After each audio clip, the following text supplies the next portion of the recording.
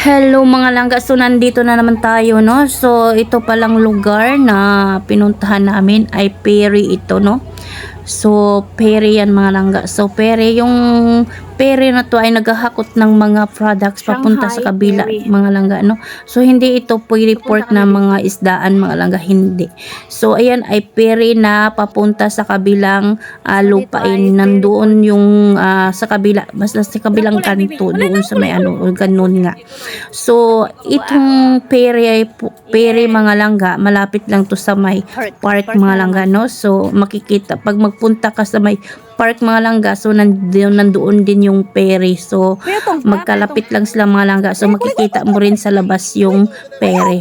So inuna muna namin pumunta sa may park mga langga kasi magkatabi lang to, magkatabi ang park at saka yung ano, yung Perry. So pumunta muna kami dito sa may ano mga langga, no, sa may ano sa park. So nagala-gala muna kami mga langga kasi nga ay mamaya ay magsakay kami ng ferry papunta sa kabila mga langga. So ayan na nga ay so ngayon mga langga, so ayan na nga ay gumagala-gala na kami dyan mga langga, no, papasok yan mga langga sa may park.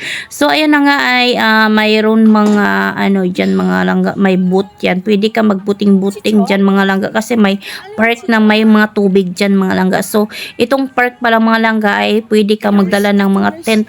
So kung kailangan mo mag-tent mga langga, pwede doon. So hindi kami nagdala ng tent mga langga, wala kaming balak mag-tent mga langga. So ang gusto lang namin ay gumala. So ayan na nga ay pumunta na kami sa may ano, no, sa may Perry.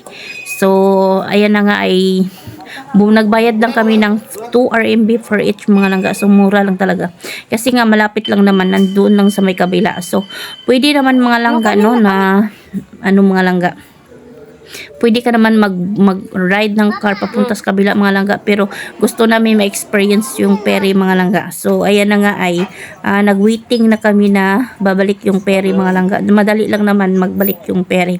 So ayan na nga mga langga, no, nagpila-pila na kami. So maraming motor. So nakikita nyo dyan mga langga, maraming motor na nagpila-pila din. Pwede pala magdala ng mga motor mga langga. So kung alam lang namin mga langga, dinala na sana namin yung dalawa naming motor. So magmotor-motor kami doon mga langga, no, kasi nga malayo-layo yung area mga langga. So pwede kang magmotor-motor, yung iba nagdadala ng bicycle mga langga, nagbike-bike sila kasi park yan mga langga, pwede kang mag-ride kung saan-saan. Ang lapad dyan ang lapad ng area ng dapat na pupuntahan namin mga langga. So ayan na nga ay sumakay na kami ng ferry. So sumakay na kami mga langga, no. So ayan na yung papasok na kami, no. So ayan na. So nandyan na kami sa may loob.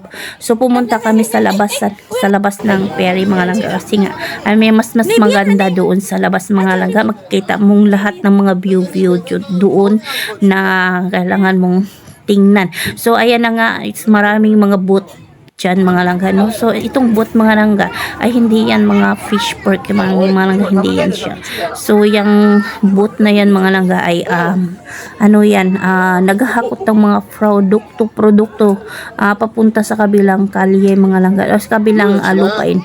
So yun, nakikita nyo yung mga green dyan lang yan i-drop mga langga, naghahakot yan papunta sa kabila, no. So pwede rin mag-ride ng sasakyan kasi kita nyo yung bridge na yan mga langga. So may bridge. So kita nyo yung bridge mga langga, ang taas ng bridge yan mga langga, up and down yung bridge na yan mga langga. May skyway sa baba, may skyway din sa may taas. So up and down yung bridge na yan mga langga. Napakalaki yung bridge na yan mga langga.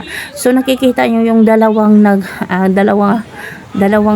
tamburong watong malalaki mga langga. Unsay tamburong ay murag ka ng dako ka siya nga kanang square, saan man sa bilog mga langga, no. Kitang-kita nyo man dyan. O ayan pala, yung dalawa na yan mga langga ay power electronic daw yan mga langga. So sabi ng asawa ko ay power electronic daw yan mga langga. So ayan ay umaaso yan sa taas mga langga, parang volcano, iwan ko, basta sabi ng asawa ko ay electronic daw yun. So ayun nga mga langga, no.